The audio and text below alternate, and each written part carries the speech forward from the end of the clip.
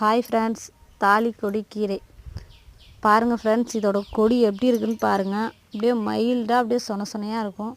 இந்த கீரையை மட்டும் தான் நம்ம சமைச்சு சாப்பிட்ணும். எத்தனை பேர் இந்த கீரையை சமைச்சு சாப்பிட்றீங்க அப்படின்னு கமெண்ட் பண்ணுங்கள். நல்லா டேஸ்ட்டாக இருக்கும். இந்த கீரையானது வேலிங்கள்லாம் நிறைய படர்ந்து கிடக்கும்.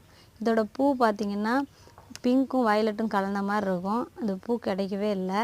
பூவே சீசனில் என்னென்னு தெரியல, பூக்களை 2 காய் மட்டும்தான் இருந்தது. நான் அதை வீடியோவில் காமிச்சிருப்பேன் பாருங்கள். இலை பார்த்திங்கன்னா ஹார்ட்டின் ஷேப்பில் இருக்கும். இந்த செடி குட்டி செடி முளைச்சிருந்ததா அதை வேரோடு நான் அப்படியே பிடுங்கிட்டேன்.